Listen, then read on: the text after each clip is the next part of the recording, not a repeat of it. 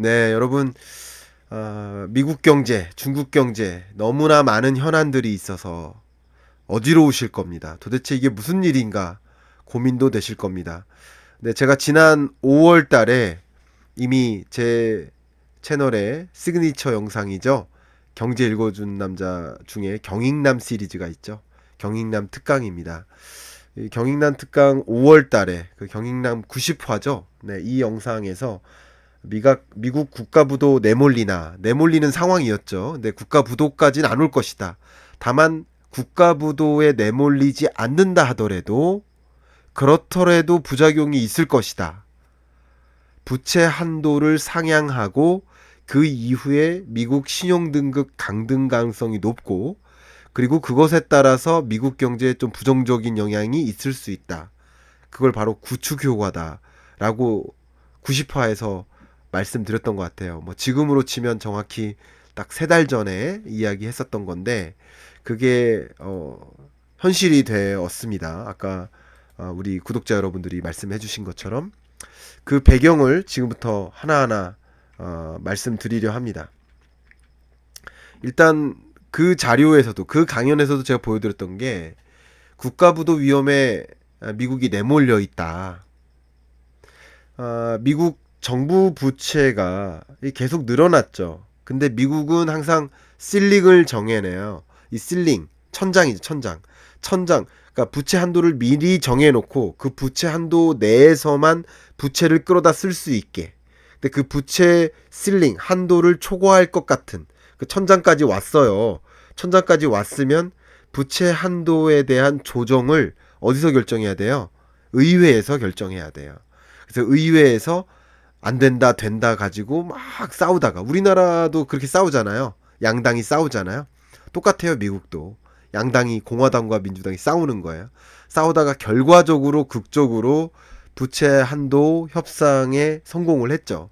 근데 이때 성공했을 때 그때 말씀드렸었던 게 뭐냐면 부채 한도 협상을 결과적으로는 성공하고 성공을 못하면 협상 타결이 안 되면 부도인 거예요. 미국 국가 부도인 거예요. 근데 이게 통과되면 무슨 일이 있을까? 뭐 그 얘기를 지금부터 해야 되는 거 아니겠습니까? 그때도 제가 이 자료를 보여드리면서 미국 부채가 계속 늘어나고 있다.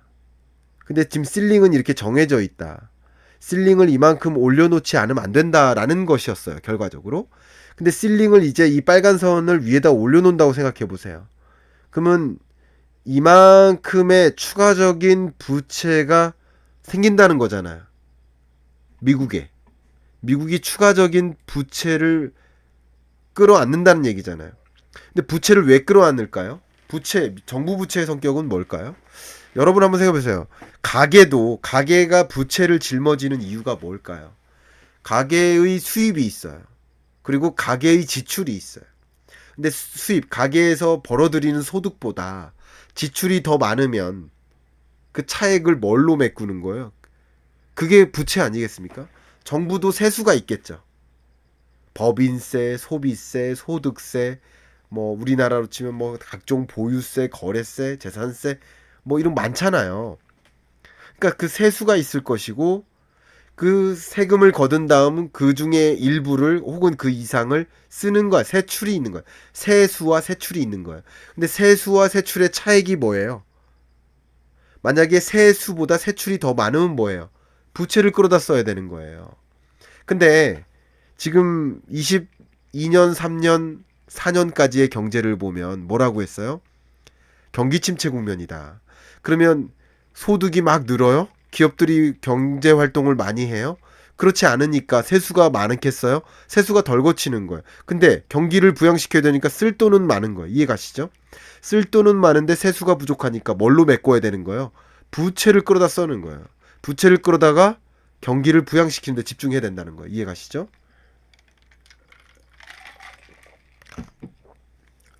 그런데 제가 여기 얼음이 있어서 얼음을 좀 씹어가면서 말씀드립니다.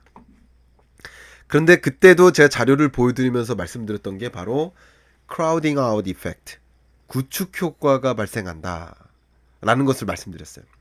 구축 효과는 뭐냐면 결과적으로 정부가 부채를 끌어다 쓴다는 얘기는 결국 자국 경기 부양에 도움이 되도록 경기 부양시키려는 목적으로 부채를 짊어지는 거예요.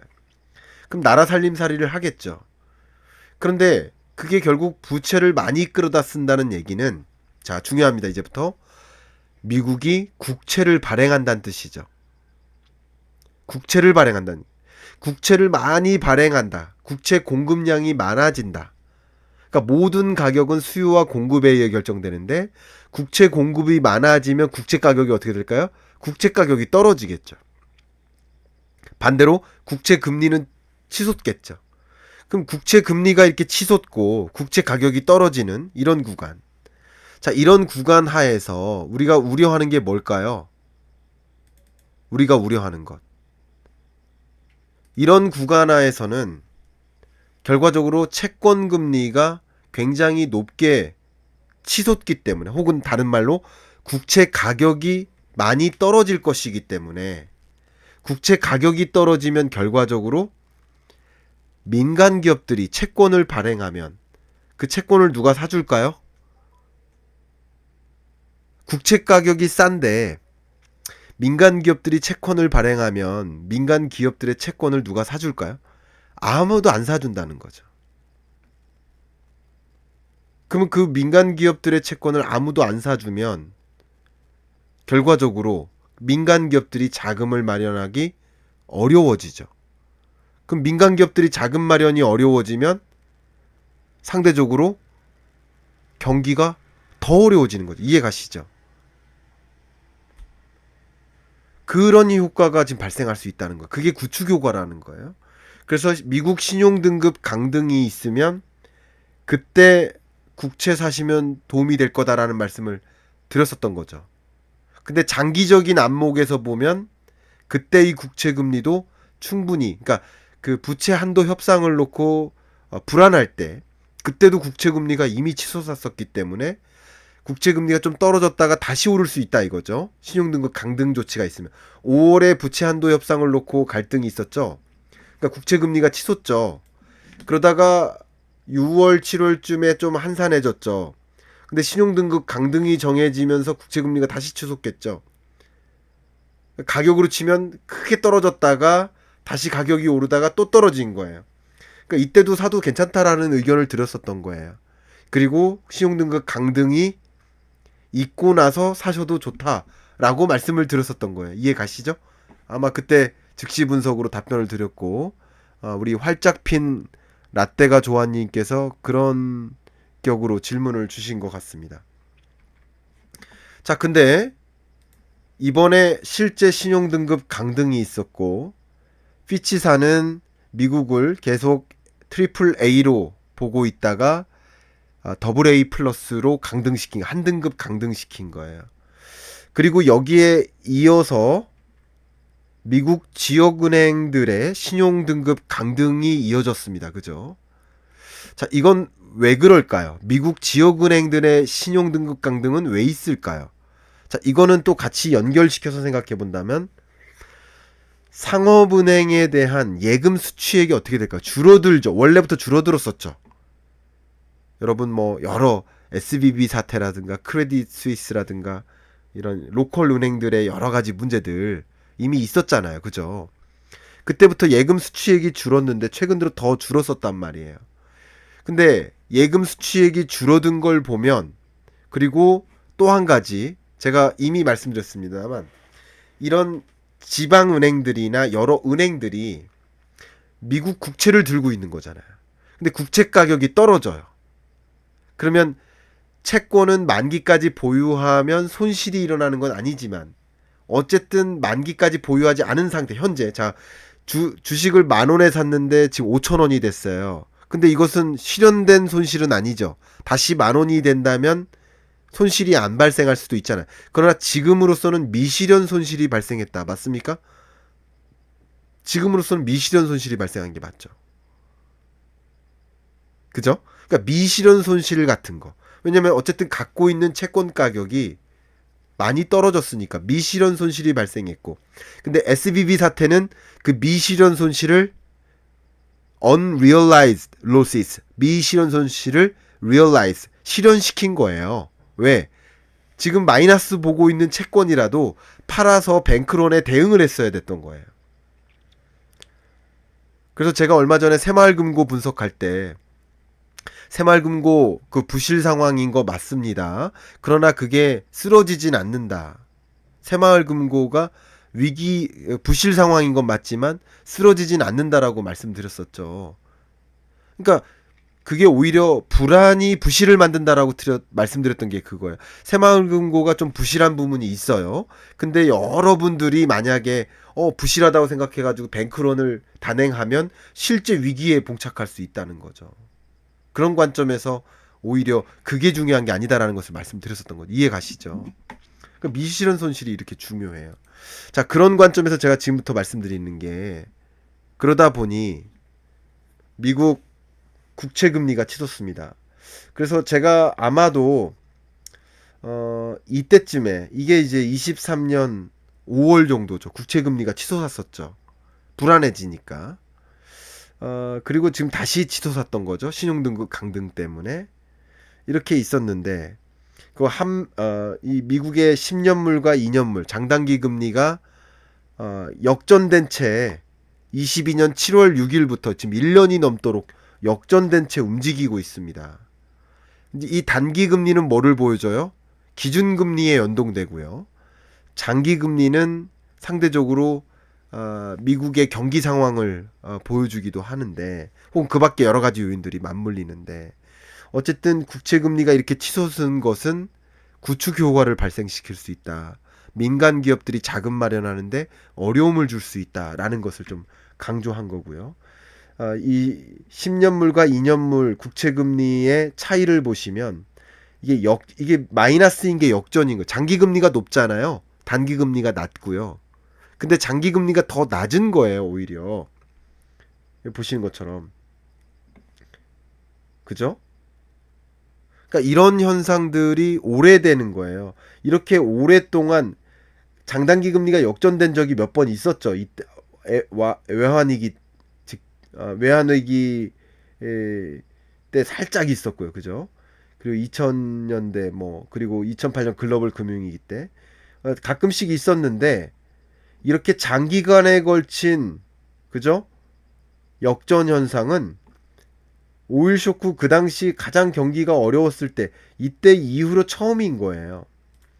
그러니까 이게 장단기 금리 역전 현상을 보여주는데 22년 7월 6일부터 역전된 채 계속 움직이는 거. 이것도 몇 가지 불안 요인이라고 볼 수 있겠죠.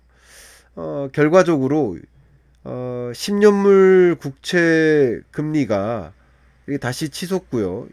그리고 기준금리가 어쨌든 2년물 국채 금리를 더 많이 보여주는데 그러면 이게 치솟은 상황에서 2년물 국채 금리가 오히려 더 높게 좀 이상한 현상이 나타나는 거 이런 현상이 말 그대로 아뢰 공포라고 했을 수 있고 그러면 이것은 이 밑으로 떨어뜨리기에 만드는 그 기준금리를 추가적으로 인상하지 못하는 요인으로서 해석할 수는 있는 거예요. 요거는 한 가지 측면이에요. 근데 제가 지금 그 장단기 금리 역전 현상을 좀 초점을 두는 게 아니고 미국 국채 금리 상승을 초점을 두는 거예요. 그러다 보니까 여러 구축 효과들이 발생한 것이다. 결국 민간 기업들이 자금 마련하는 게 또 어려워지고 그게 결과적으로 미국 경제를 더 침체케 만들 수 있다.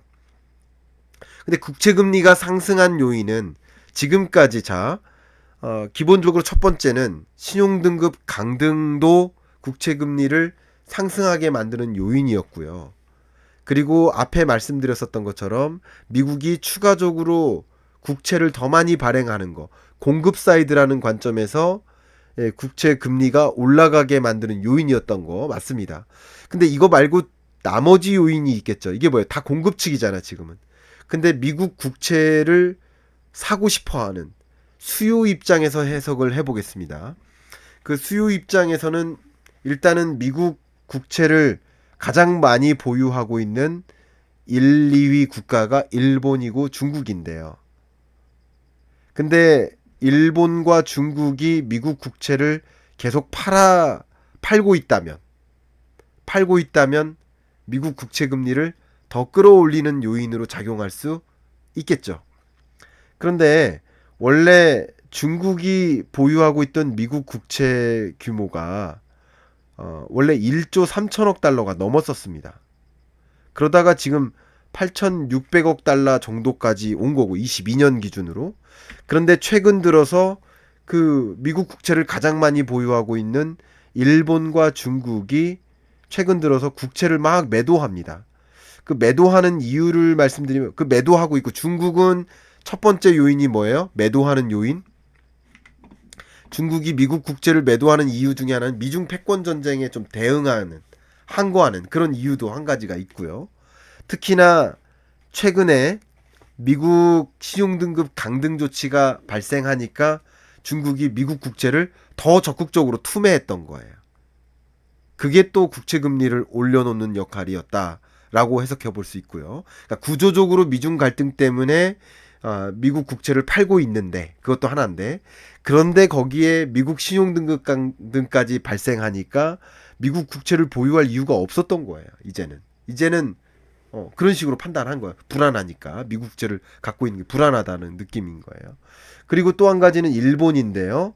일본도 역시 최근에 긴축적 스탠스를 살짝 보였었죠. 금리를 인상한 건 아니지만 수익률 곡선을 조정하면서 긴축의 신호를 잠깐 보였어요. 그럼 일본의 시중금리가 올라간다는 뜻이에요. 일본의 시중금리가 올라가면 미국 국채에 투자한 일본 자금이 당연히 미국 국채에 투자했던 자금이 일본 자국으로 빠져나갈 수 있겠죠. 그러니까 이런 수요 측 요인도 같이 작용하면서 그러니까 부채 한도 협상을 했기 때문에 국채를 추가적으로 발행하는 일이 결부됐고 그리고 일본이나 중국이 국채를 막 매도하는 안 사는 이런 일이 동시에 발생하니까 수요와 공급이 둘 다 작용하면서 결과적으로는 국채 금리가 이렇게 치솟게 된 것이다. 이렇게 설명드릴 수 있고요. 그리고 끝으로 이런 과정에서 이런 신용등급 강등이라는 요소는 결과적으로 국채금리의 레벨 자체를 끌어올리는 역할이었기 때문에 이것이 미국의 경기 침체를 더 추가적으로 유도하는 요인으로 작용할 것이고 또 그것은 경기 침체 때문에도 그렇지만 시중금리를 어쨌든 올려놓는 효과가 있으니까 기준금리를 추가적으로 인상할 필요는 없지 않겠느냐 하는데 조금 더 FOMC 위원들의 발언이 더 무게감을 받을 가능성이 있다. 그러니까 FOMC 위원들도 여러 가지 생각들을 하겠지만 어쨌든 신용등급 강등이 있었고 지방 은행들도 신용등급 강등이 쭉 11개 은행이 있었는데 이 와중에 기준금리를 인상할 필요가 있겠느냐 라는 목소리가 좀 더 영향을 받을 수 있다. 그래서 기준금리를 추가적으로 인상하지 않는 요인, 미국이 기준금리를 추가적으로 인상할 수 없게 만드는 요인으로 작용할 소지가 있겠다. 어쨌든 미국 신용등급 강등에 따라서 강등이 온 배경 말씀드렸고 그 강등에 따라서 국채금리가 이렇게 상승했다는 것을 말씀드렸고 그게 미국 기준금리 결정에 또 영향을 미치는 동결에 더 무게를 갖게 만드는 그런 요인으로 작용할 수 있다. 뭐 여러 가지 경기는 좀 안 좋아지고 금리 인상은 끝나는데 조금 더 기여하는 신용등급 강등은 무조건 미국 경기 침체, 무조건 기준금리 동결 이걸로 결정짓는 거 아니고 기준금리 동결에 조금 더 무게를 주고 미국 경기 침체에 좀 더 무게를 주는 그런 방향으로 지금 신용등급 강등이 작용할 것이다. 이렇게 설명을 드리도록 하겠습니다. 지금부터는 제가 여러분들과 좀 말 그대로의 난상 토론, 난상 토론 같은 걸 좀 시작하도록 하겠고요. 여러분들이 주시는 질문에 대해서 상세히 답변 드리도록 하겠습니다. 그 답변 드리기 전에 잠깐 30초 동안 제 책 소개하고요. 네, 세상에서 가장 쉬운 경제 입문서 관심 있는 분 찾아와 주시고요. 또 경제 흐름 따라하기 이 과정 관심 있으신 분은 또 고정 댓글을 통해서 참여해 주시기를 부탁드리겠습니다. 일단 여기서 오늘 이 신용등급 강등 분석은 마무리하고요. 이제 난상 토론 라이브 토크 이어가도록 하겠습니다.